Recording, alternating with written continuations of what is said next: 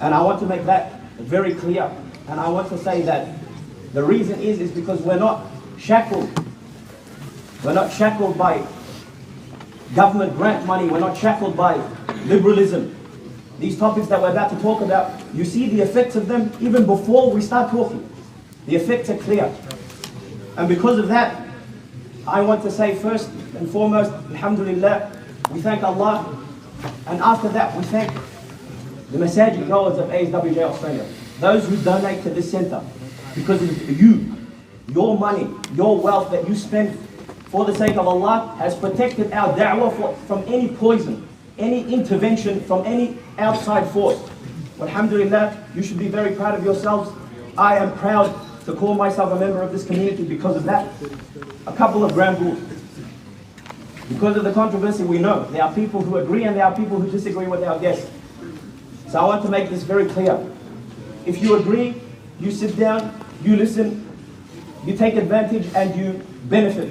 If you disagree, you sit down, you listen, but listen first before you criticize. Listen first before you make up your mind about an individual. Listen first at the content and the substance before you try and judge the character of a person. Because of that, one of the ground rules that I want to mention is there's no camera phones. There will be brothers walking around. If we see anyone with their cameras out, we will ask you, please put it back. This is not a time where we would like to play around with this, especially because of the tension of the situation.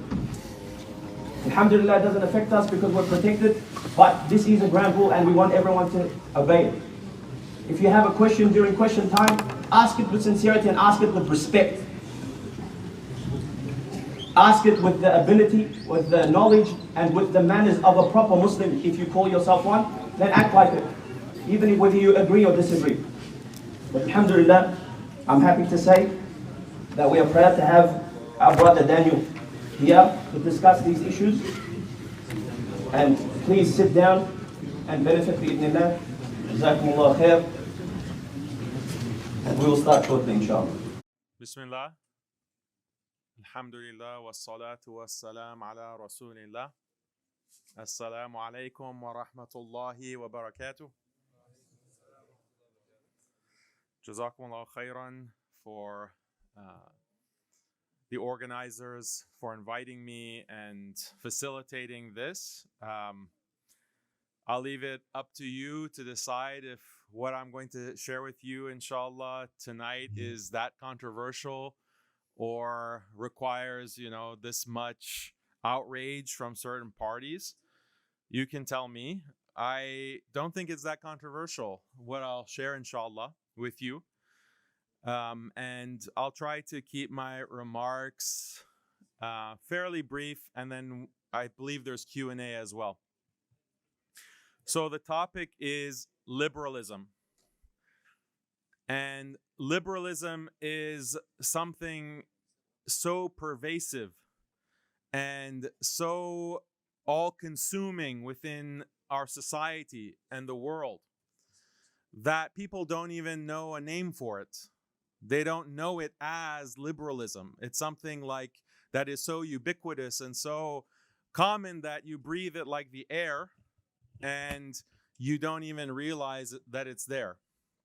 That's what liberalism is. It's dominated every religion in the world, every religion, every culture, and Islam is the only religion that has resisted the influence of liberalism. Islam is the only religion that has resisted these forces. And this is why there's so much pressure on Muslims. There's so much pressure on the Ummah to such a degree that it has led to literal genocide of Muslims. Whether it is the 6 to 7 million genocided in Algeria, the millions genocided in the subcontinent by the British in the 19th century and 20th centuries, the million Iraqis that were killed in the name of spreading freedom and democracy in the past 20 years. These are all in the name of liberalism. So this is the status quo, and it is toxic to Muslims. It is toxic to Islam. We are enemy number one when it comes to liberalism. So what is liberalism and what is its history? Liberalism began in the 18th century.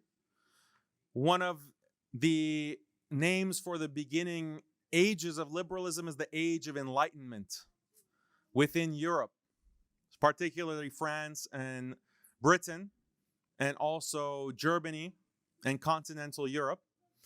And the idea that they had, to keep it very brief, is that we don't need God, and we don't need the Bible, and we don't need the church to tell us what is right and wrong. These are tyrants. God is a tyrant. Religion is tyranny. We have to free our minds from this tyranny. We have to break away from the chains. And we don't need God. We can determine what is right and wrong using our own minds, using science and using reason. We can determine what is right and wrong. We can determine how to organize our societies. This was a rebellion from the beginning, a rebellion against God, a rebellion against organized religion. And it began in Europe. And they call it the Age of Enlightenment. But what did it lead to? It led to what is called historically the Reign of Terror. The Reign of Terror, which was precipitated by the French Revolution. This was in 1799. There was a revolution to overthrow the church, to overthrow the French monarchy. And it was extremely brutal. They killed priests by the thousands. They killed Christians by the hundreds of thousands. And they took over the churches. And they said, we're not worshiping God anymore. We're worshiping the idol of reason and science and enlightenment. And they created a religion of reason. And they took over churches and they put their idols of reason in those churches to worship. This was a mockery of religion and specifically Christianity, but they also were aware of, they were enemies to all religions, including Islam. And one of the famous French writers, Voltaire, you may have heard of him, wrote a play to mock the Prophet Muhammad sallallahu alaihi wasallam. So from the very beginning of the Enlightenment, Islam was a big enemy. Christianity was a big enemy. So the first target was Christianity, and millions of Christians were killed within Europe by the enlightened absolutists. These were the proponents of liberalism, this concept of liberalism. And they said that religion is holding humanity back. Religion is holding people back from progress, from enlightenment, from development. This was their ideology. So we have to eliminate religion, and they started with Christianity, and whoever resisted, they called radicals. The first radicals weren't the Muslims. The first radicals, fundamentalists, were Catholics, actually, and the Catholic Church. And the French actually declared the Pope in the Vatican as essentially a terrorist. He's a fundamentalist, a terrorist, because why? Because he believes that humans should dictate their lives according to revelation, according to God's commands. This is backwards. This is going to destroy humanity. So Catholics are enemy number one. We have to suppress them. We have to take them from governmental positions. We have to seize their assets. We have to seize their land. We have to defund the church. And it led to actual genocide. This is the history of Europe. But it wasn't contained in Europe. It spread to the rest of the world through colonialism. And the history of colonialism is a 200-year history. It spread to first North Africa. Napoleon went to Egypt. The French went to North Africa, to Algeria, and they slaughtered, they killed, they maimed, they tortured, all in the name of freedom, reason, enlightenment. So this is a radical ideology, a bloodthirsty ideology with an extremely bloody history, not just for Muslims, but also for Jews, for Christians, for Hindus, for Buddhists. This is the colonial history. They study it. You go to the university and they study colonialism, and they have decolonial studies. How do we decolonize ourselves in the modern world? So this is a real history that we need to understand. We need to understand that this is the ideology that has been used to dominate Muslims and the rest of humanity for 200 plus years. And if we don't recognize this history and we don't recognize that this is the enemy, how are we going to respond? How are we going to protect ourselves? How are we going to protect our children? Is it possible? No. If you don't know the enemy, how can you protect against the enemy? So this is an enemy that has an extremely bloody history. But for us in a country like Australia or the US or the West in general, it's ideological. It's brainwashing. It's taking Iman out of our communities, slowly but surely. And why? Why is this? Why is it ideological? Because the colonizer recognized that you can't just kill the Muslim. You can't just kill Muslims, or for that matter, Christians or whatever religion. You can't just kill them. You have to kill the idea. But how do you kill the idea? You can't just go to Muslims and say, leave your religion. They're not going to accept that. You have to be tricky about it. You have to be sly. So what do they say? They say that we're not here to take you out of your religion. We just want to reform your religion. We want to bring your religion in line with modern values and progress. Don't you want to progress? Don't you want to adopt human rights? Who rejects human rights? Who rejects women's rights? Who rejects freedom and equality? These are values that everyone has. So we don't want you to leave your religion. We just want you to reform your religion. And unfortunately, many fall for this. Many religions fall for this. And that's why we see Christians who have become so liberal and they've abandoned so many of their previous values and practices and beliefs. Same with Jews and Hindus and Buddhists, Sikhs. Many of the things that Muslims and Islam is criticized for today are found and were found in all of these other religions and in their books. So this is the challenge for Muslims. Can we resist? Can we stand strong in the face of this kind of extreme pressure? So let's define, what is liberalism?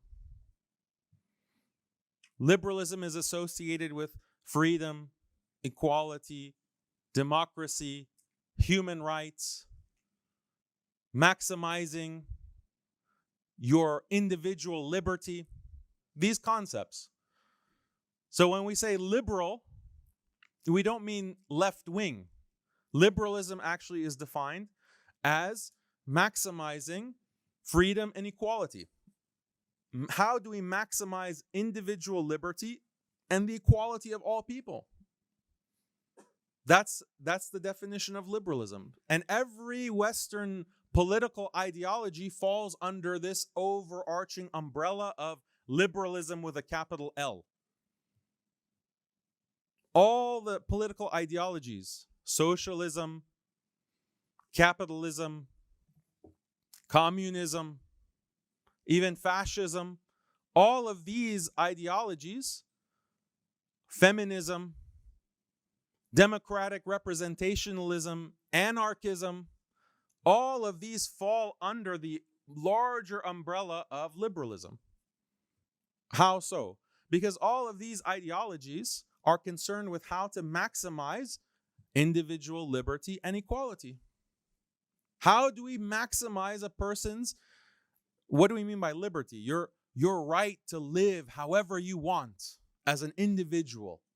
You have the right to live however you want. To pursue happiness, to have maximum choice. And we want equality for all people.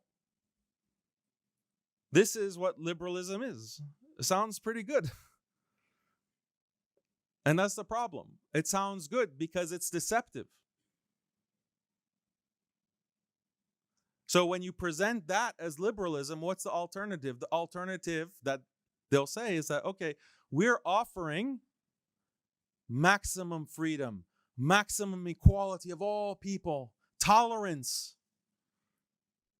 human rights. What are you offering, Muslims? Your Sharia? Your barbaric laws, Islamic law? You oppressing your women? You do not accept certain sexual practices? You don't allow people to live how they want? You dictate to people how they should dress? This is barbaric. This is backwards. This is contrary to freedom and equality. You say, for example, you Muslims, that you have to, Allah only accepts Islam and all other religions are rejected. Where's the equality in that? This is inequality. This is intolerant. This is hateful. How can any rational person accept these values, these ideas in your religion? This is the way that they talk about Islam. And before Islam, they were talking about this way about Judaism, about Christianity. How about the Native Americans? The Native Americans in North America, they were also attacked by the founding fathers, by the American colonies. And their religion they were not only genocided as a people, their religion was also attacked. Did you know that the Native Americans practiced polygyny, having multiple wives? They were attacked for this, and look at these savages. They practice polygyny. One man with multiple wives. What could be more backwards and anti-woman than this? So they use the same kinds of arguments for multiple different religions. So this is how they portray Islam. And the pressure is that certain people are weak. And they can't withstand the pressure, so they start making compromises. They start selling out. They start, waffling and changing their religion or hiding their religion. This is the challenge that we face. This is the ideological challenge that we face. So how do we respond? What kind of arguments we can use intellectually? Because it's not enough, for example, if you say that, okay, I don't care what these disbelievers say. I don't care for them, they're criticizing Islam. I don't care. This is not the best response. This is not meeting the challenge. For you as an individual Muslim, okay, that's good. Have that kind of mindset. You only care about the pleasure of Allah. That's good. But it's also shying away from the challenge. Because what they're saying is that liberalism is the best way of life. And these values are the most rational and they're the most moral values that human beings can have. And we're challenging your religion and you're just running away. Or you're closing your ears and your eyes. So we have to have a response. We claim that Islam is the best way of life from Allah that has been revealed, and it's superior to any and every man-made ideology. That's our claim, so we have to substantiate that. We have to give evidence for that. We have to, in rational discussion and discourse, we have to establish that. And alhamdulillah, that's not difficult to do. And it doesn't require any kind of complicated philosophy or any kind of anything that's difficult to understand. And it is the most rational religion. It is the most rational way of life, the most moral way of life. So we can discuss this and we can do, this is what da'wah is. This is what calling to Islam is. So how do we do that? There are multiple ways to discuss this. So if we maximize freedom and equality, this is a type of extremism. Why? Because human life is about more than just your individual choice, what you want to do as an individual. There are other important values that everyone universally recognizes. What are examples of other important things, institutions, practices in life other than just having the right to eat what you want, drink what you want, sleep with whoever you want? Is there anything else in life that's more valuable than this? So can you tell me an example? What was that? Family? Society as a whole? Human dignity? That's a great answer. Yeah. Following Allah's commandments, your relationship to Allah, your relationship to your Creator. Yes. Knowing when to stop yourself from self-destruction. Great answer. The fitrah, your human nature. These are excellent answers. It's not just Muslims who are saying these are valuable things. All of humanity recognizes, because that's our nature, that's the fitrah, your family, marriage, your relationship with a spouse. These are universal values. Human nature. Do non-Muslims want human nature to be destroyed? Well, that's what liberalism does. That's what liberalism creates, as I'll explain. Liberalism is designed to destroy every single way of life, every single culture, every single religion.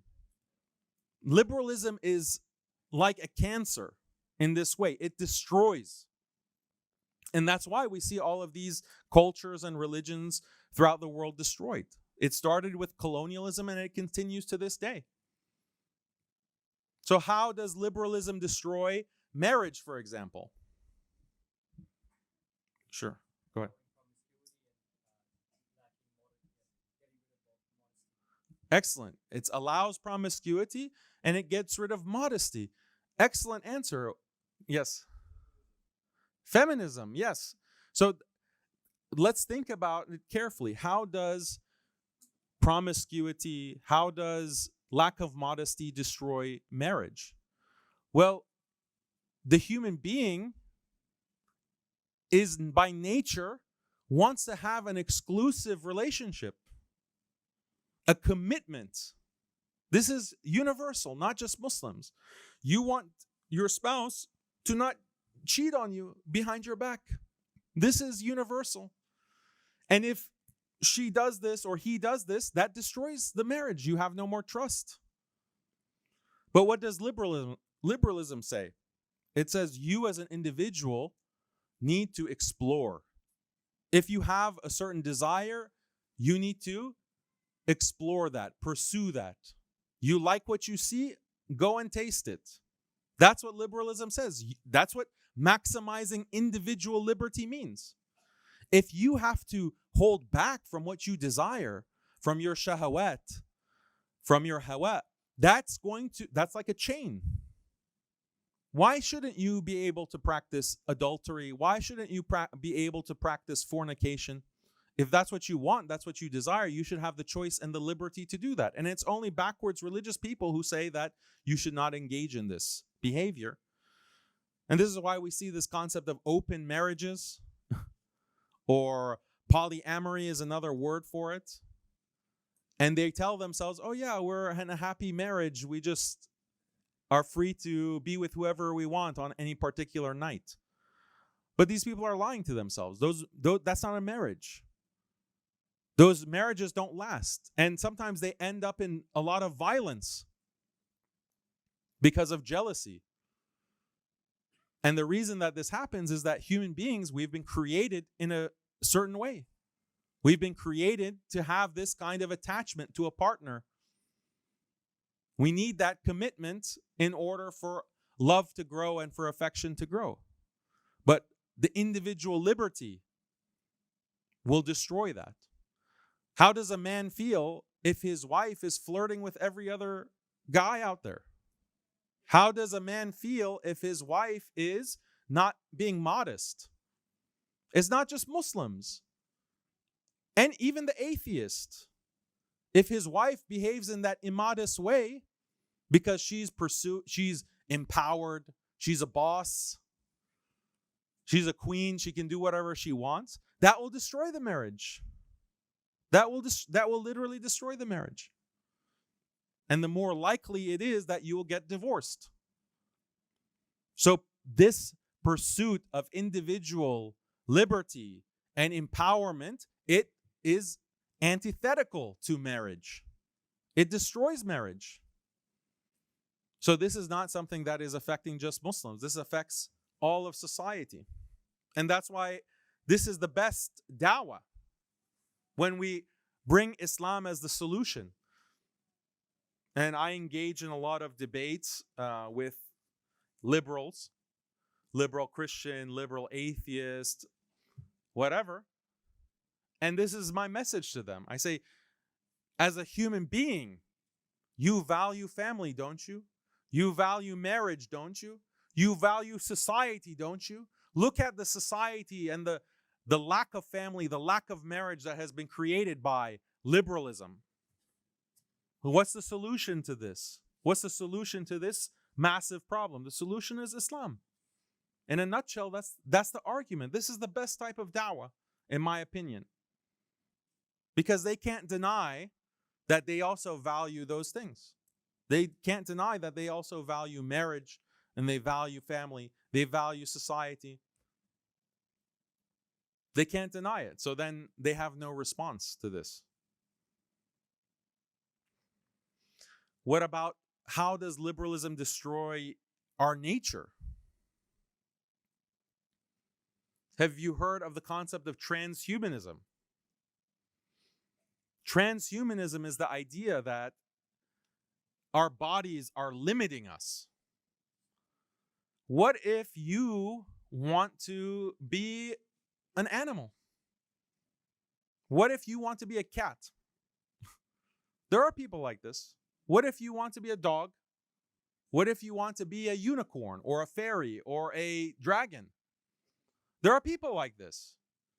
Well, but according to the liberal logic, if you identify as a cat, then you are a cat. If you identify as an elf or a dragon, that's what you are. That's your identity. And liberalism brings the technological advancement to allow you to choose that for yourself. You can choose to be these things if that's who you are, if that's who you identify as. How do they do this? Well, there's all kinds of technology. There's plastic surgery. Literally, people are getting plastic surgery in order to become, whatever they want. This is the promise of freedom and equality. Everyone is equal. We give this capability to everyone to change their bodies according to their identity. And in fact, the government has to fund this. That's where the equality comes in. The government will fund it from your tax money, from your tax dollars, for people to get these surgeries. What about, have you heard of Neuralink? Why don't we implant computer chips into the brain so that you can be smarter, you can have these different kinds of mental capabilities? Isn't that amazing? Isn't this freeing? Doesn't this give you so much more liberty to have that kind of power? We can enhance the human being. We can even enhance the human being within the womb. You want a child with certain characteristics? Well, there's all kinds of genetic engineering. What about gender? We obviously know that if a baby is born with certain genitalia, that doesn't determine their gender. Obviously, that would be bigoted. You have to wait until your child is of age to choose his or her or your gender. So how about we actually fix the gender dysphoria by making children be born without any particular genitalia? Then when they choose, then technologically we give them a certain treatment and they manifest certain bodily and hormonal characteristics.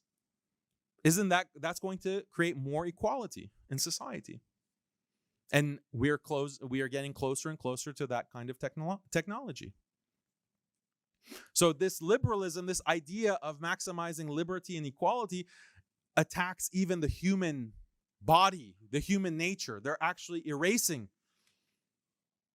humanity. And this is why liberalism is not only genocidal, it's also satanic.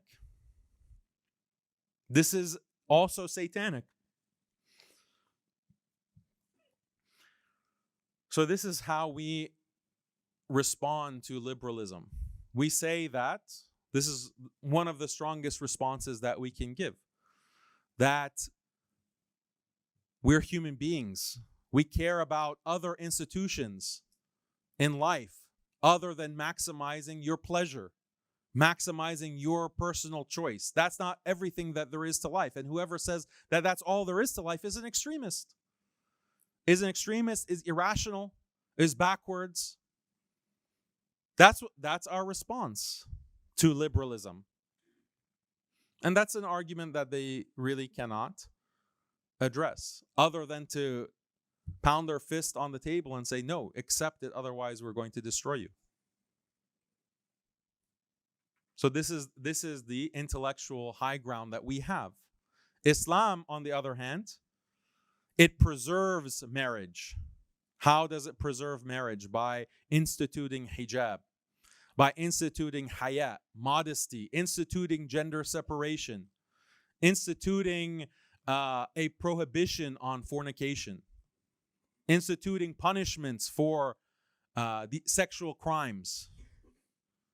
Islam is preserving marriage. Islam is protecting marriage. What the liberal portrayed at the beginning, if you recall, they portrayed these things as chains and as obstacles and barriers to your individual freedom. We turn the tables and we say, no, actually, this is what is preserving the valuable institution of marriage that every single human being throughout history has valued. Islam is the champion of marriage. Any ideology or religion that destroys hayat, destroys, that promotes fornication, that's the enemy of marriage. That's the enemy of this institution of marriage. These are the values that humanity needs.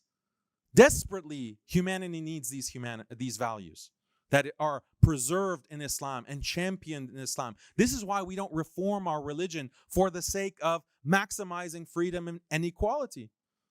We're humanity's last hope. Islam is humanity's last hope. Do we recognize this? Do we understand this?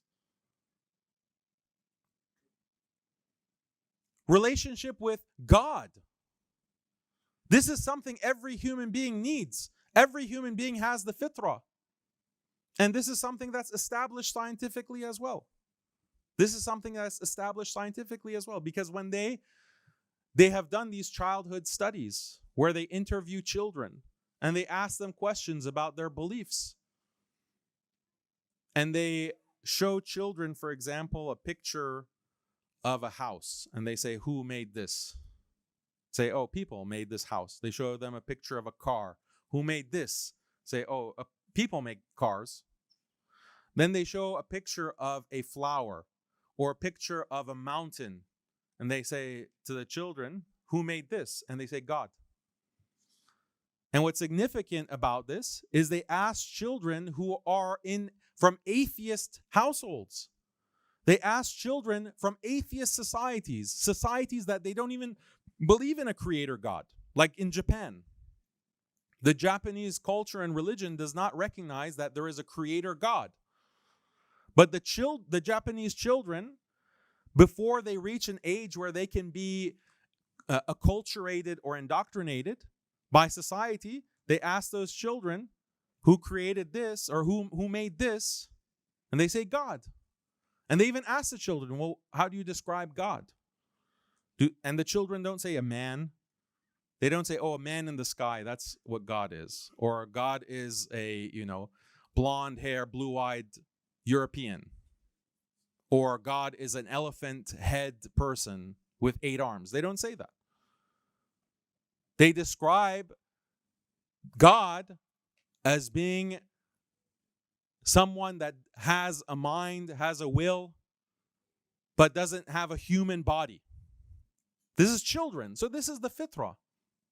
Children throughout the world, this is how they describe God. So psychologists have recognized that there is an innate developmental concept of God that every child has. This is part of human nature. So this is the fitrah. So every human has an interest to be connected to God, to worship God. This is something that is also in need of preservation. This is what so many human beings in this liberal world are missing. And Islam, of course, we know, is the best at preserving our relationship with Allah. The best path to worshiping Allah. This is what humanity needs. They desperately need this. So in all these ways, Islam provides a solution to the cancer that is liberalism. So with that, we can open it for Q&A, inshallah. Assalamu alaikum wa rahmatullahi wa barakatuh. Thank you for coming here. Very happy to see you.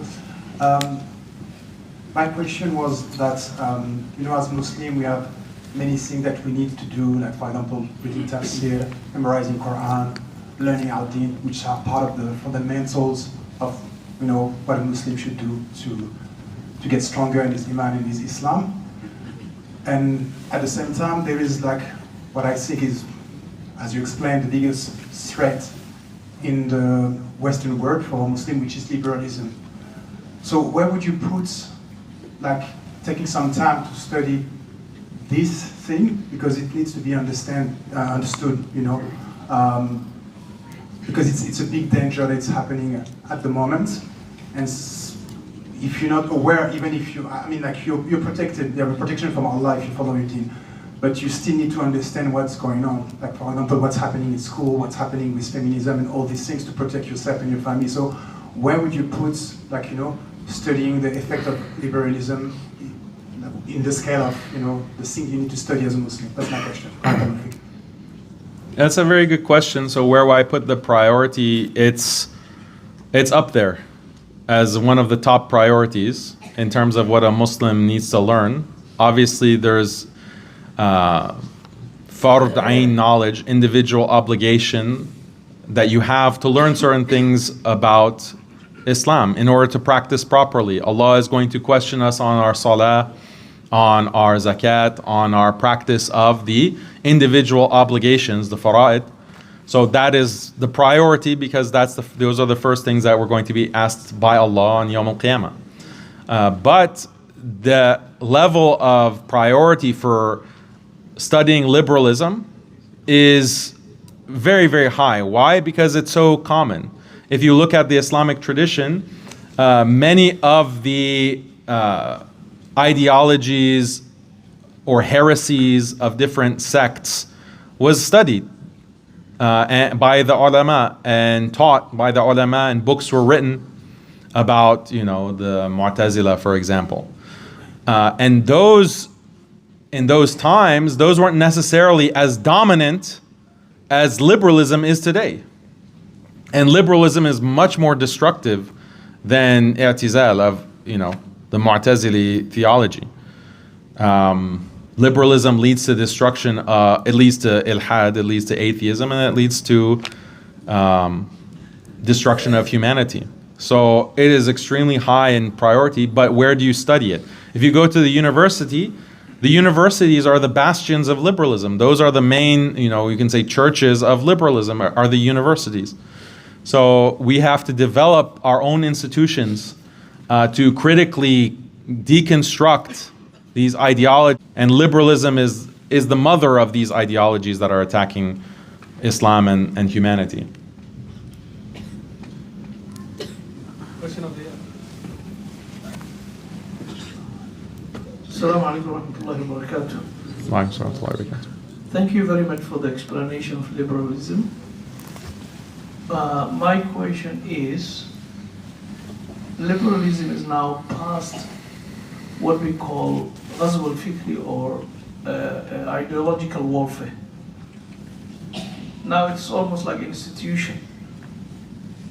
As a Muslim parent who lives here in the Western world, this ideological warfare became more practical now. Yesterday, drag queens were just entertainment. Today is part of the educational curriculum.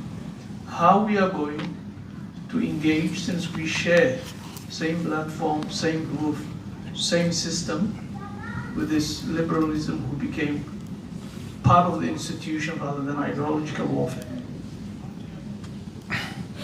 Well, liberalism has always been a part of the institutions. It's not something new.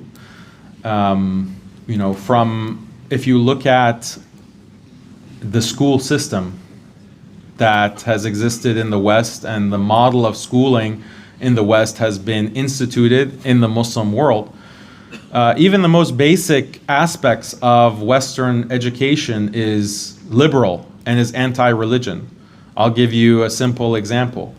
All schooling assumes that facts are scientific, that truth is determined by science.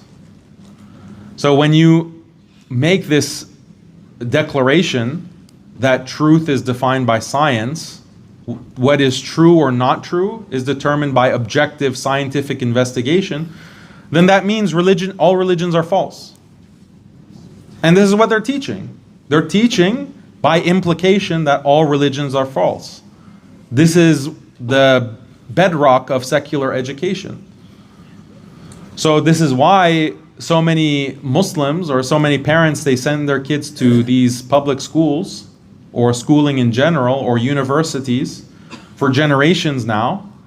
And then we wonder, well, why are so many Muslims becoming atheist, or they're losing their religion after going through 12 years, 14 years, 16 years of schooling?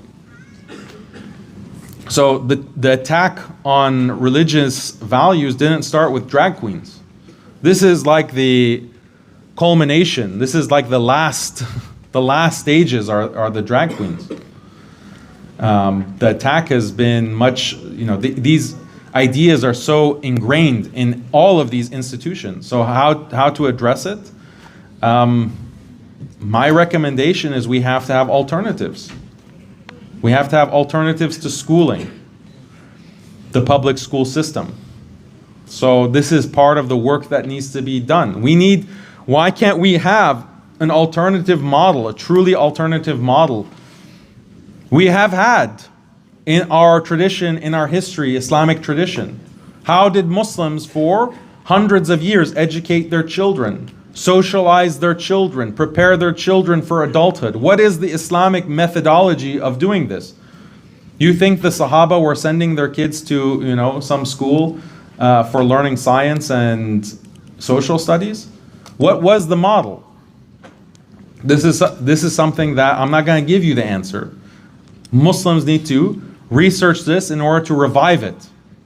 We don't have the same mentality as... That's in general, but specifically we are in the Western world, you and me, and the rest of the young parents.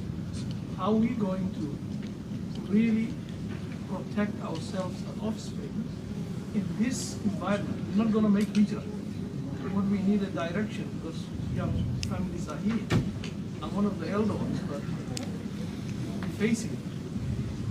Yeah, so I'm giving you the kind of solution that is going to be relevant for this generation and coming generations. I'm telling you that it's a systematic problem. I can't give you a solution for this one problem of drag queens. So the alternative, if you want to know a solution for your own children, for your own family, take them out of the school where they have drag queens. If there are school board meetings, this is what many of the Muslims in the US are doing. They're going to school board meetings and they're saying that we have a right as parents to say no to certain changes in the curricula. They're going to the school boards, they're going to the politicians, and they're making their voice heard. But ultimately, I think they're not going to win that battle, because there's a certain direction and march of liberal, quote-unquote, progress. So yeah, those are the kinds of things you can do. You can take your kids out of school. Homeschooling is an option in Australia. What kind of homeschooling can be done? My wife, for example, and I, we homeschool our children in the US. So they're protected from drag queens or whatever. But unless the Muslim community is willing to create a homeschooling option on a mass scale, then I don't know what other kind of solutions you're looking for. Right.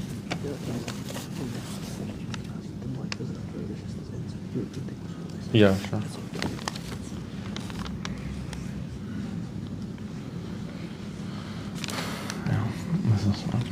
Any other questions? Yeah. Yeah, I have a question. I'm just going to, just before brother, I'm just going to give a few questions from the sisters, because it's Oh, great. a lot. One of them is, to what extent is social media fueling some of these issues? Lack of community and, e.g., lack of community and human connection due to false impressions of connections with others in a controlled social media environment. Yeah, it's a brilliant point. The social media creates the illusion of interaction and human connection, and it's a false impression that creates depression. It causes anxiety. It causes epidemic of loneliness. This 2022 was the record high for suicides in the West. People are extremely suicidal because of the loneliness that they experience and the lack of human connection, the lack of real relationships. So social media is fueling a lot of that psychologically, but it's also fueling the spread of liberal ideology to every corner of the globe. So unfortunately, these issues are not just limited to the West. Many Muslim countries are now facing these kinds of, the influence of this kind of liberalization. So we're worried about, drag queens in Australia. They're going to have to worry about that in Egypt and Malaysia and Turkey. Increasingly, this is what the West is going to demand. If you do not have these practices, then that means you don't truly abide by human rights and human liberty and equality, and we're going to sanction you. This is what's on the table now.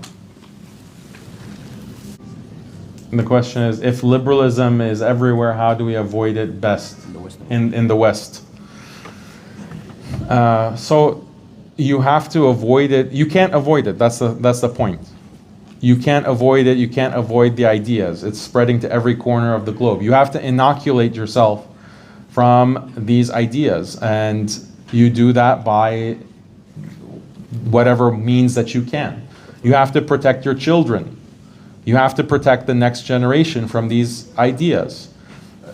Pretty much the vast majority, let's say 90% of the doubts or shubuhat and questions that our youth have against Islam or about Islam are directly related to liberalism.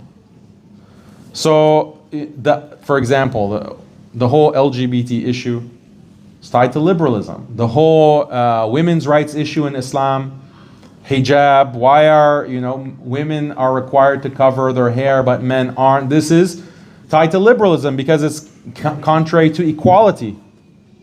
Many of the rules and regulations in the Sharia related to marriage and family, this is tied to liberalism. The doubts about them are tied to liberalism.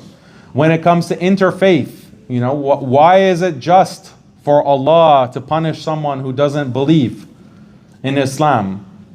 This doubt or shubha, this is tied to liberalism because it goes contrary to equality and tolerance.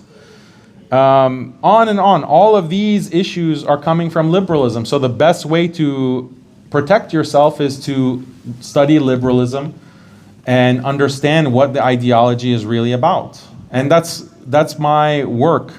I'm trying to educate Muslims on this ideology in a way that everyone can understand and understand the response and the answer.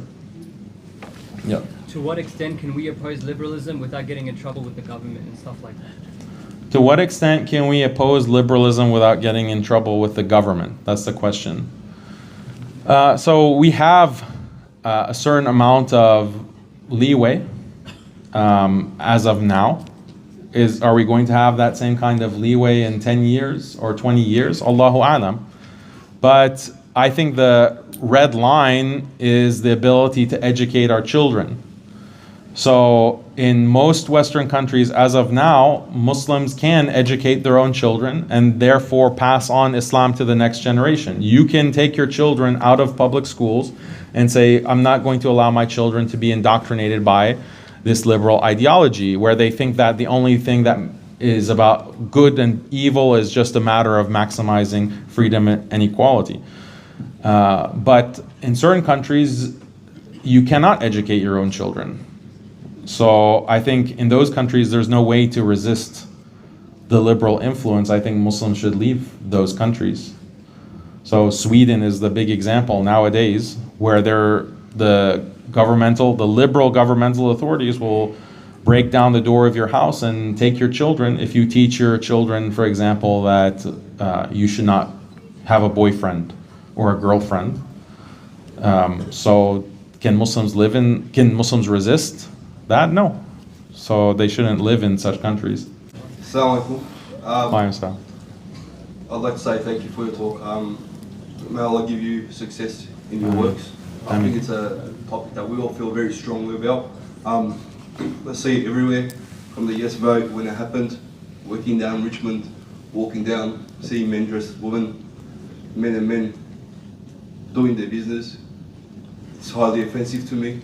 So this is like a straight out war on Islam, and we have to take our own path. I strongly agree with everything that you say.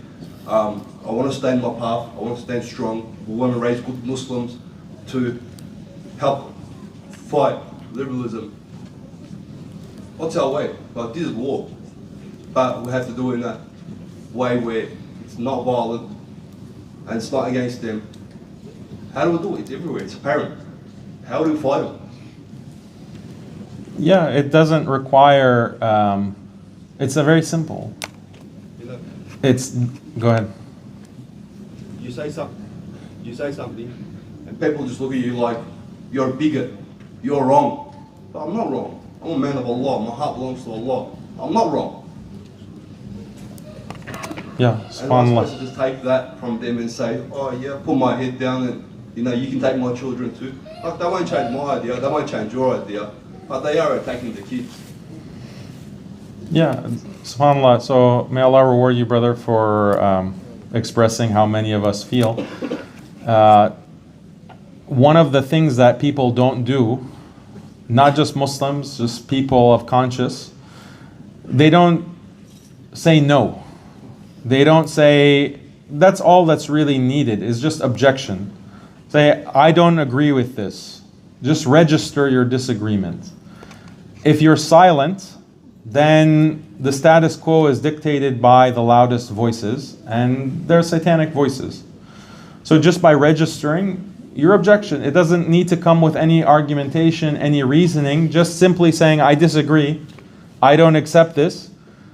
Unfortunately, that hasn't been done. Now people are waking up. Why? Because it's affecting children, and that apparently is the red line.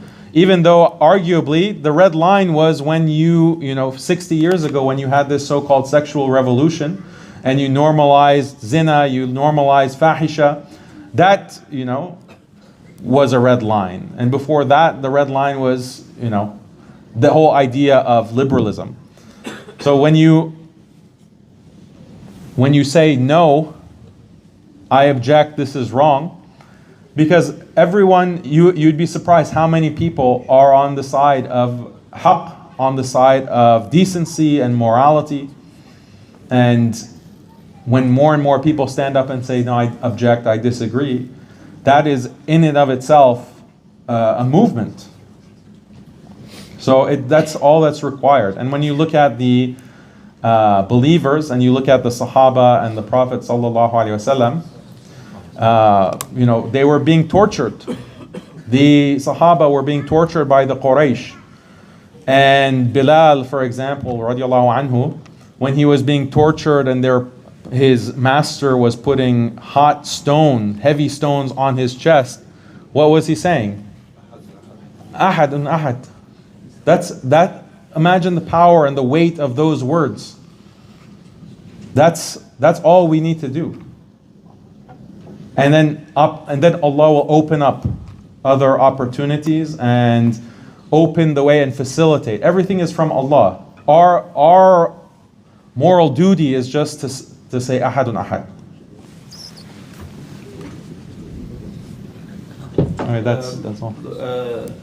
Look, in terms of, in regards to the number of questions, I'm willing to give a few more, but that's only if our guest agrees that he's willing to do a few more. Yeah. Now you're comfortable with it? Okay, so he put his hand up first, so I'm going to go to him.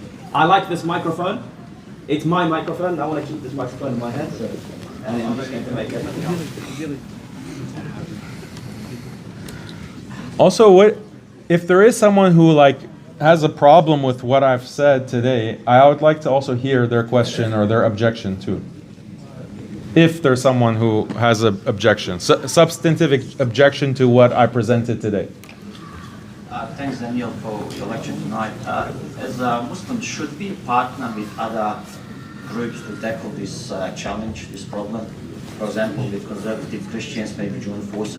So 7 or 8 years ago, I was approached by this conservative Christian group, and they were, the Religious Freedom Institute, dedicated to religious freedom, but they were conservative Christians. And they said, Daniel, you're a Muslim, we like what you're doing, come and join our institute or collaborate with us. And at first blush, it sounds great. But then I did more research into them, and it turns out that they are also advocating for religious freedom, these liberal values in the Muslim world. And they're basically pushing for secularization in the Muslim world. So then I said, no, this would compromise my values for me to work with you, even though we agree on this domestic issue. Assalamu alaikum warahmatullahi wabarakatuh. Wa alaikum assalam wa rahmatullahi wa barakatuh. I was wondering, do you have any general solutions for young men living in this liberal society? General solutions or recommendations for young men improve themselves in terms of their religion, in terms of physical discipline, like you have a weight room, these kinds of masculine activities need to be revived and they need to be cherished. So especially as young men, take care of your religion, take care of your bodies. This is really important in the age of social media and atomization. Assalamu alaikum. Walaikum salam wa rahmatullah. Thanks for coming to Melbourne, by the way. It feels surreal to see you actually come here. I was pretty surprised when they announced you as the guest speaker. So just seeing how everything is all becoming really expensive, lifestyle, affording houses, just making a living, where the husband can't be the sole income earner anymore. And the idea of equity over equality is basically what Islam pursues, in the sense that men have certain roles that they are a lot better than doing compared to, let's say, what women can do, and obviously vice versa. What would you recommend for us to be able to do, or at least some advice to go about these things? Because as a paradigm shift in terms of how, from an economic standpoint, it's hard for just one person to be working, even though we do prefer, let's say, the woman to be doing more, the more caring, the more nurturing role. But it is pretty difficult nowadays. So how do you go about that? I would question whether it's really that difficult. I have a friend in Egypt, for example, and Egypt is much more economically hard to live there than in the West. And he kind of had the same kind of mentality, like, we need the extra income. I'm working, but if my wife can also earn 20%, 30% of what I earn, that's going to make life a lot easier. And I told him, well, I disagree. You should try it. Try your wife staying at home, taking care of children, making a house a home. There's no dollar sign that you can put on that. That's something invaluable. Try it and see what happens. And he did. Alhamdulillah, he took my advice, and he's been, thanking me ever since. And not only him, but he says his wife is happier, he's happier, his daughter is happier. You just can't imagine how different life is when you have that kind of division of your wife staying at home for most of the day, being with your child, being with your children, doing things like cooking and cleaning. These are things that are denigrated as being, cooking and cleaning, what am I, the maid? Like, this is a wrong mentality that unfortunately has been pushed on our sisters. In reality, what could be more important than home-cooked meal? This is what is nourishing your body, your children's bodies, your family, the meal, the food that you eat. Just having a clean, nice, organized house. What is the psychological impact of that? This is what the mothers of the believers, the Ummahat al-Mu'mineen, the best women, the wives of the Prophet sallallahu alaihi wasallam, they're engaged in this.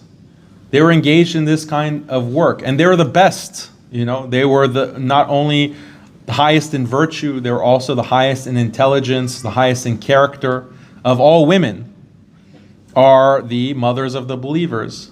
So they weren't too good to do this important work, but women today are too good for it, or too important for it. Like, this is the wrong mentality.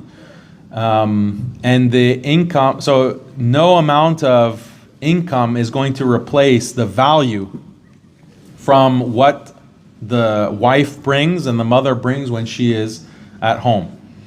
And so many people can attest to this, and even non-Muslims have recognized this. Like, there is a book called The Two-Income Trap by Elizabeth Warren, who is a senator. Obviously, I don't agree with a lot of her views. She's essentially a feminist, but she argues that the double income actually creates a larger financial need and dependence, and the income that the second person brings, the second parent brings, just has to go to childcare. and paying for prepared food, eating out, has to go to the cleaning services and those kinds of needs. So that money just evaporates anyway. So not only are you just in a less stable, less loving home, because there's no one at home, everyone is out in their institutions, the places of work or whatever, but then also that extra money that all of this is for is not going to actually add up to anything. So I think this kind of myth that you need to have a second income, for what? I look at people who have this second income. Okay, you have enough money to buy a second car. Is that really like adding so much value to your life? Oh, you can take a vacation, like an extra long vacation once a year. Like, is this adding so much value to your life compared to the value of having, a mother, a wife that's going to take care of you and be happier for you? I mean, I could speak endlessly about the benefits. And there is, I think, a session that we have on feminism. So we're going to expand on it, inshallah.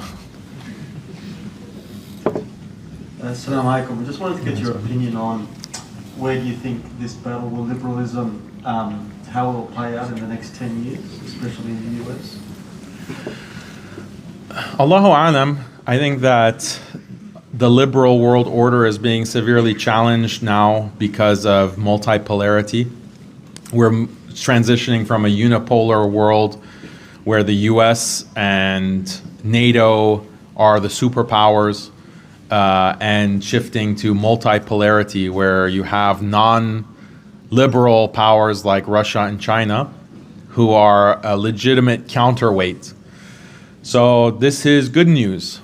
This is not that I'm a supporter or fan of Russia or Putin or China and the CCP. No, absolutely not. I denounce those regimes just as much as I denounce the American regime. But it's a better situation when you have enemies that are busy fighting each other as opposed to focusing all their energy on fighting you. That's just basic common sense. So let's see what happens. Let's see if the US doesn't launch nukes and start World War III.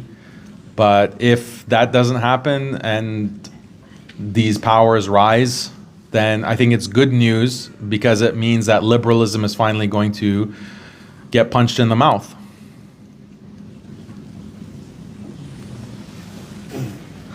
Assalamu alaikum warahmatullahi wabarakatuh. Wa alaikum assalam warahmatullahi wabarakatuh. May Allah reward you for all your efforts. I'm starting to be a teacher, inshallah. So at the moment, I'm doing a lot of work, placement and things like that. And as you can see, inshallah, that a lot of the youth are really passionate about seeing those, your work and everything. So a lot of them also like to get into Andrew Tate. What's your opinion on him? And do we expect Islamic podcast coming out soon, inshallah? Because a lot of the other podcasts he's been doing is just like random people. So yeah, what do you think there? Yeah. We're looking for Mazen.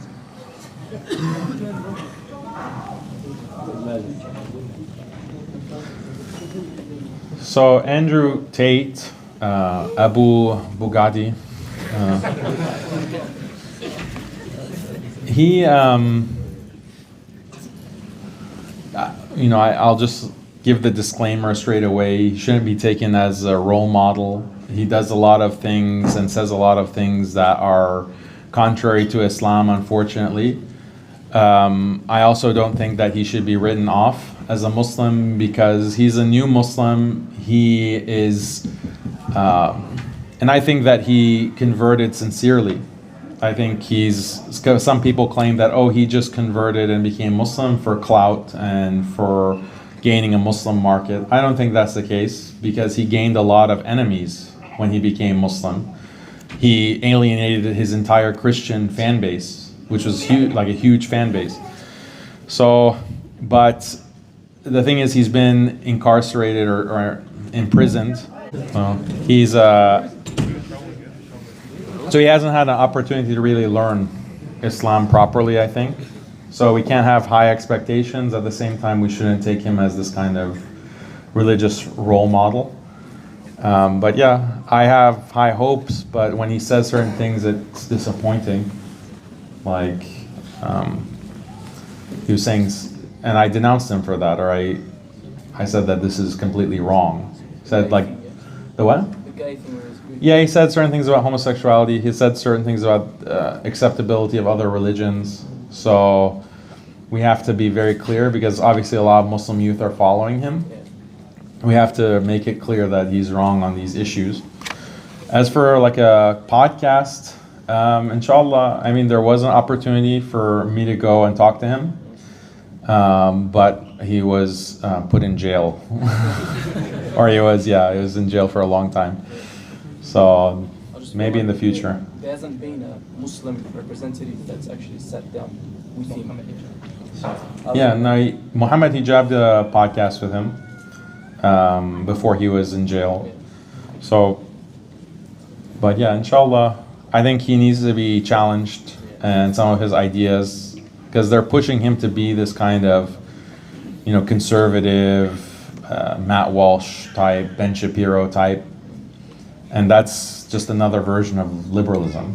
It's not like he claims that he's challenging the matrix, but the matrix is liberalism. So when you say things like, the alphabet people can do whatever they want, then that's not really challenging the matrix. That's going, in line with the matrix. So yeah, we make dua for him, and may Allah guide him, and may the ummah benefit from him. Assalamu alaikum. So a lot of us from the young generation, we love spending our time online, and often we just keep scrolling through and we watch stories or clips. So a lot of times we listen to certain clips and it's very motivational from scholars. And the hadith are mashallah very good also they use, and the topics they talk about is very good.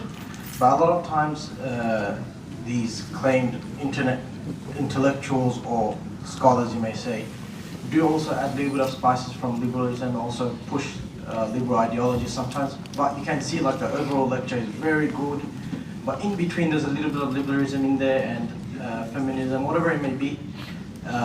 So how important do you think it is to avoid liberal scholars? Yeah, it's very important. Repeat the question? Oh, the sister can't hear any question, even when it's on the mic? The questions that come from that mic. Oh, okay, sorry.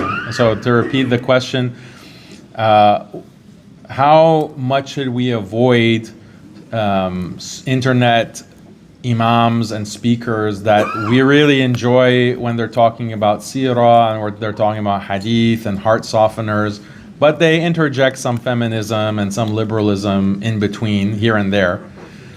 How important it is to avoid those speakers.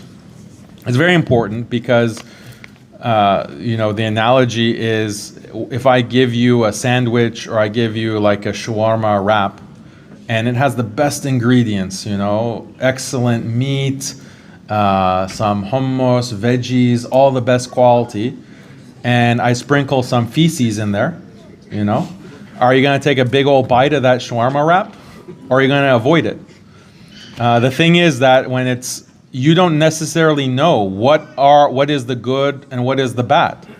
How do you know? Because they will sometimes present hadith or examples of the seerah of the Prophet ﷺ, or they're giving you tafsir of the Quran, and they're presenting it in a liberal way, and you won't even realize it. You won't even recognize that that's what they're doing. So once you've identified, like, a person can make a mistake. I make mistakes. If it's just a isolated mistake, they misspoke, that's one thing. Everyone makes mistakes. But when it's a repeated pattern of statements, associations, work that they do, then that's what really their underlying ideology is a liberal ideology. They're just hiding it from you. They're just hiding it, and they're hoping that people won't recognize the game that they're playing. So when such speakers have been identified as operating on these liberal principles, they should be avoided entirely.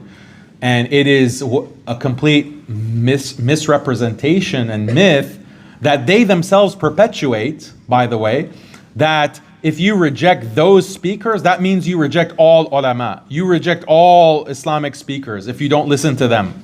This is a myth that they themselves perpetuate because they want to have a monopoly for your attention and for your dollars and your support.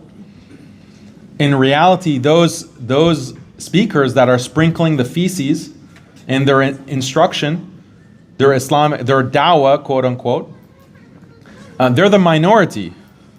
They're a small minority, selected minority that have been propped up by the liberal powers that be to present themselves as the monopoly, the only game in town. In reality, the vast majority of ulama, the vast majority of imams, they don't have the feces in their speech.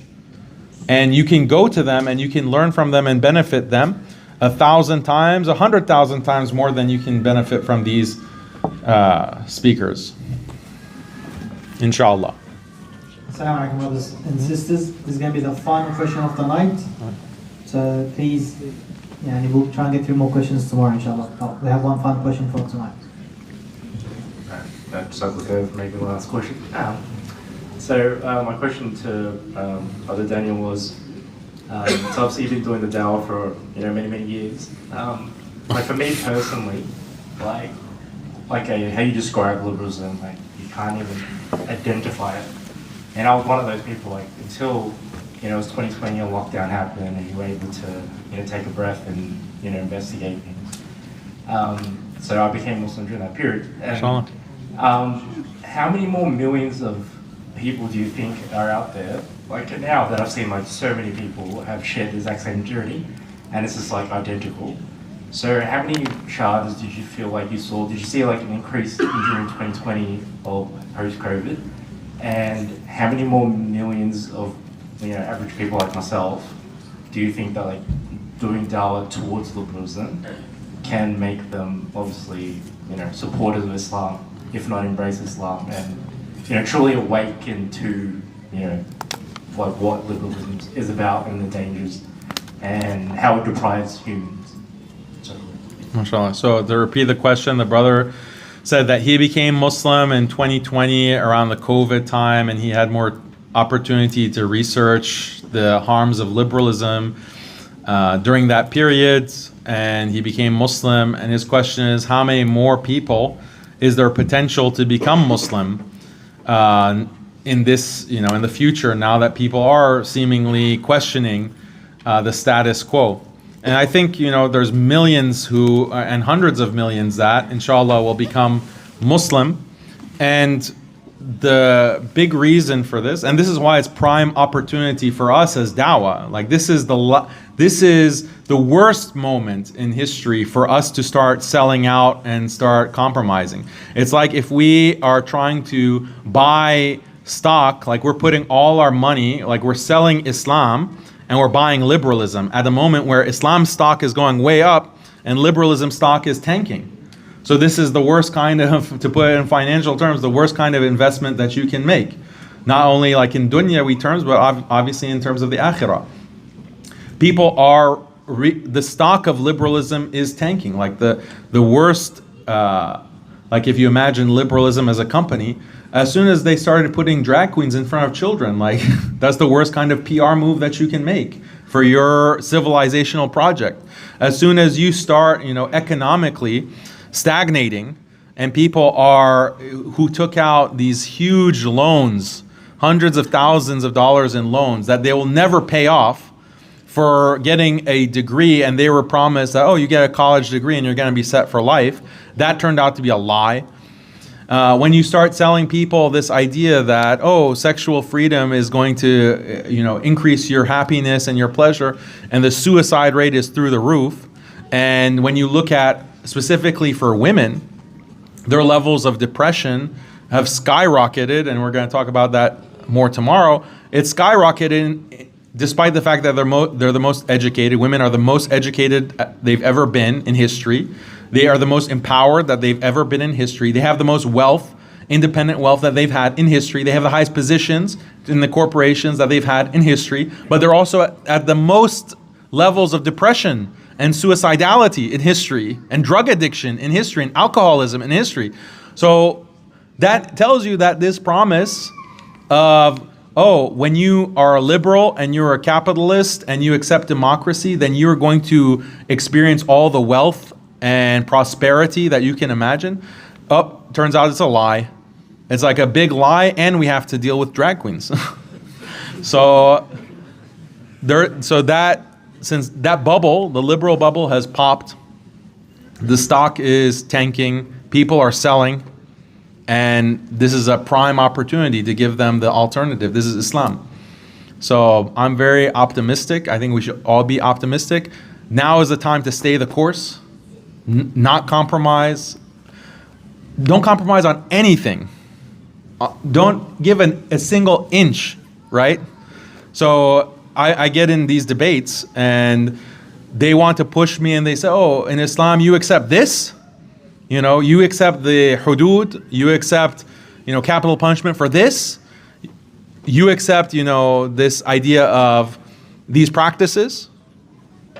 And I'll keep it generic just for the sake of, But yeah, and I say, yeah, of course, I'm not going to budge on these issues. All of these things are justifiable, they're rational, they're moral. Here's the explanation. I explain in a very calm way, in a respectful way, and they can't say anything. All they can say, they can just shout and call me names.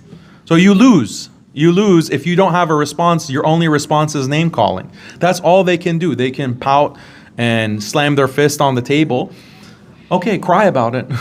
As I say, just cope. Seethe. That's all you got. That has to be our attitude, because we're gonna win, inshallah, bi'idhnillah. Alif Lam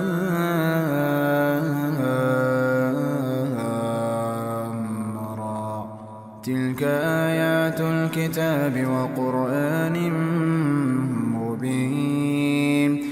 ربما يود الذين كفروا لو كانوا مسلمين ذرهم يأكلوا ويتمتعوا ويلههم الأمل فسوف يعلمون وما أهلكنا من قرية إلا ولها كتاب معلوم ما تسبق من أمة أجلها وما يستأخرون وقالوا يا أيها الذي نزل عليه الذكر إنك لمجنون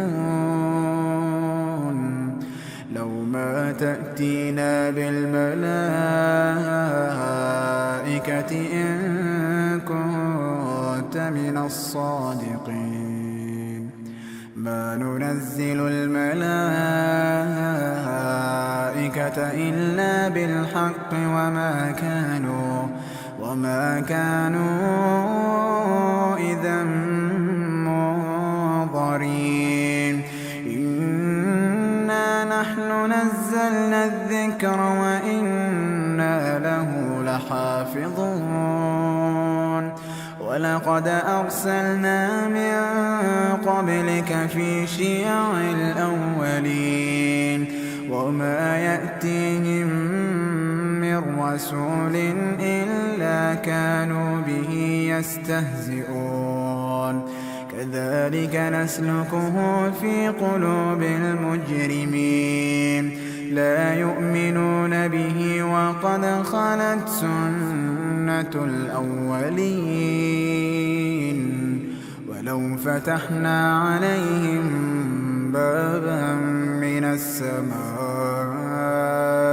فظلوا فيه يعرجون لقالوا إنما سكرت أبصارنا بل نحن قوم مسحورون ولقد جعلنا في السماء بروجا وزيناها للناظرين وحفظناها من كل شيطان رجيم إلا من استرق السمع فأتبعه شهاب مبين والأرض مددناها وألقينا فيها رواسي وأنبتنا فيها من كل شيء موزون وجعلنا لكم فيها معايش ومن لستم له برازقين وإن من شيء إلا عندنا خزائنه وإن من شيء إلا عندنا خزائنه وما ننزله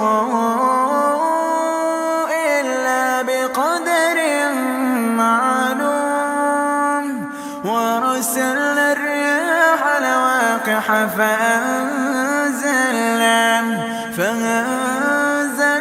من السماء ماء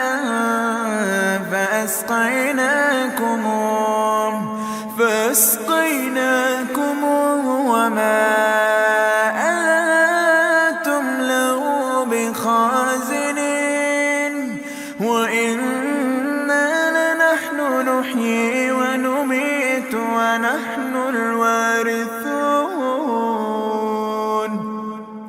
ولقد علمنا المستقدمين منكم ولقد علمنا المستأخرين وإن ربك هو يحشرهم إنه حكيم عليم ولقد خلقنا الإنسان من صلصال من حمأ مسنون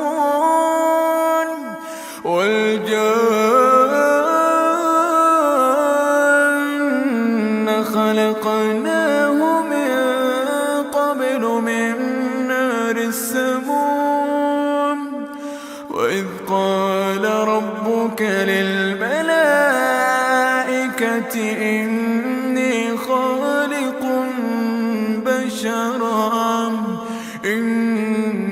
خالق بشرا من صلصال من حمأ مسنون فإذا سويته ونفخت فيه من روحي فقعوا له ساجدين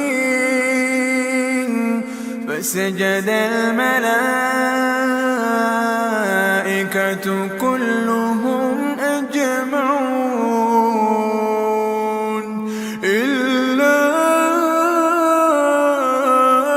إبليس أبى أن يكون مع الساجدين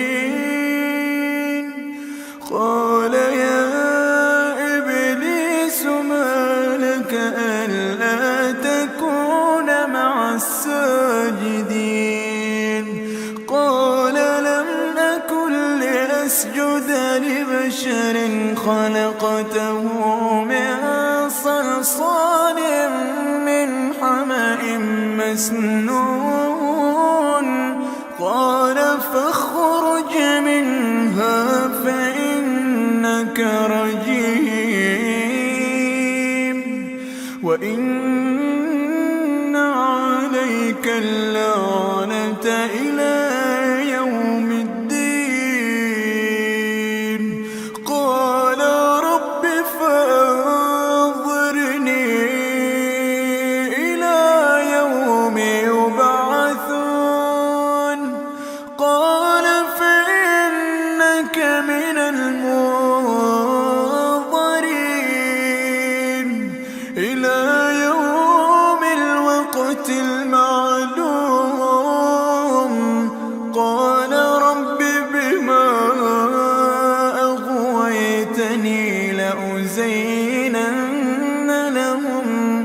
لأزينن لهم في الأرض ولأغوينهم أجمعين إلا عبادك منهم المخلصين قال هذا صراط علي مستقيم إن عبادي ليس لك عليهم سلطان إلا من اتبعك من الغاوين وإن جهنم لموعدهم أجمعين لها 7 أبواب لكل باب منهم جزء مقسوم إن المتقين في جنات وعيون ادخلوها بسلام ادخلوها بسلام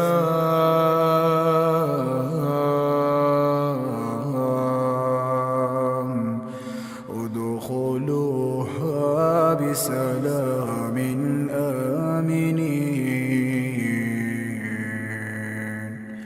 ونزعنا ما في صدورهم من غل إخوانا على سرر متقابلين لا يمسهم فيها نصب وما هم منها بمخرجين نبئ عبادي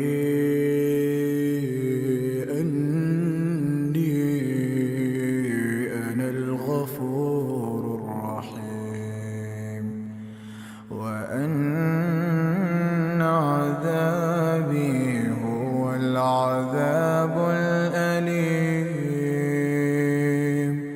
وأن عذابي هو العذاب الأليم ونبئهم عن ضيف إبراهيم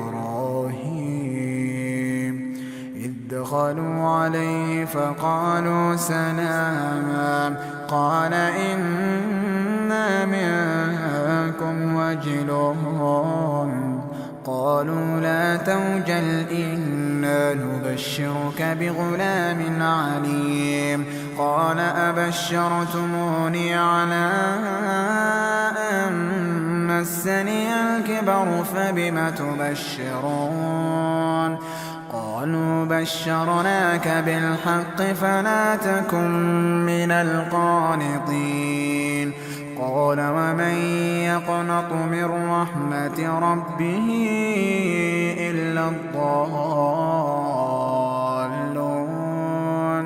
قال فما خطبكم أيها المرسلون قالوا إنا أرسلنا إلى قوم مجرمين إلا آل لوط إنا لمنجوهم أجمعين إلا امرأته قدرنا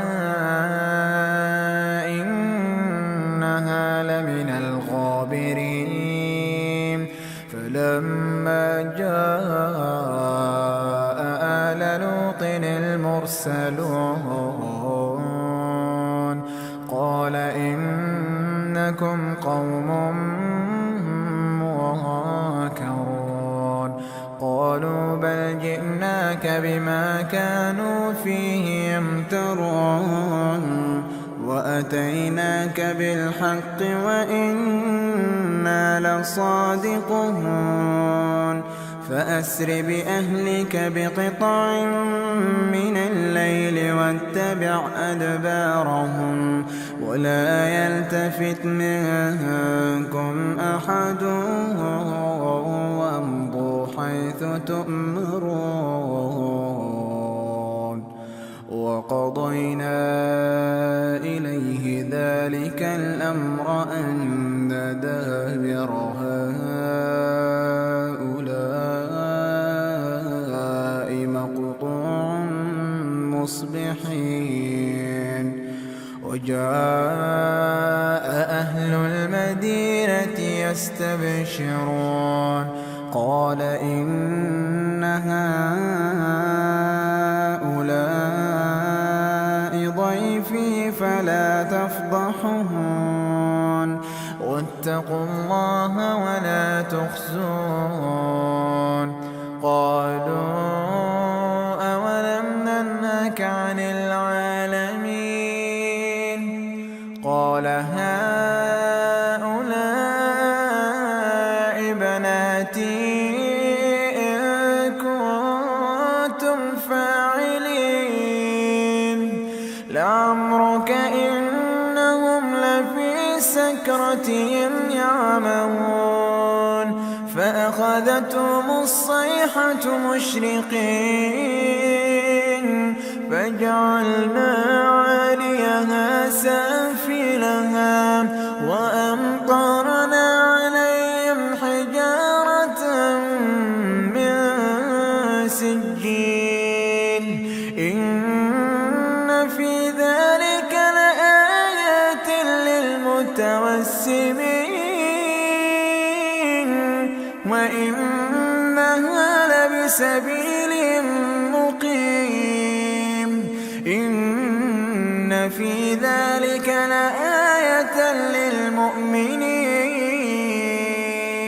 وإن كان أصحاب الأيكة لظالمين فانتقمنا منهم وإنهما لبإمام مبين ولقد كذب أصحاب الحجر المرسلين وآتيناهم آياتنا فكانوا عنها معرضين وكانوا ينحتون من الجبال بيوتا آمنين فأخذتهم الصيحة مصبحين فما أغنى عنهم ما كانوا يكسبون وما خلقنا السماوات والأرض وما بينهما إلا بالحق وإن الساعة لآتية فاصفح الصفح الجميل إن ربك هو الخلاق العليم ولقد آتيناك سبعا من المثاني والقرآن العظيم لا تمدن عينيك إلى ما متعنا به أزواجا منهم ولا تحزن عليهم واخفض جناحك للمؤمنين وقل إني أنا النذير المبين كما أنزلنا على المقتسمين الذين جعلوا القرآن عضين فوربك لنسألنهم أجمعين عما كانوا يعملون فاصدع بما تؤمر وأعرض عن المشركين المستهزئين الذين يجعلون مع الله إلها آخر فسوف يعلمون ولقد نعلم أنك يضيق صدرك بما يقولون فسبح بحمد ربك وكن من الساجدين واعبد ربك حتى يأتيك اليقين واعبد ربك حتى يأتيك اليقين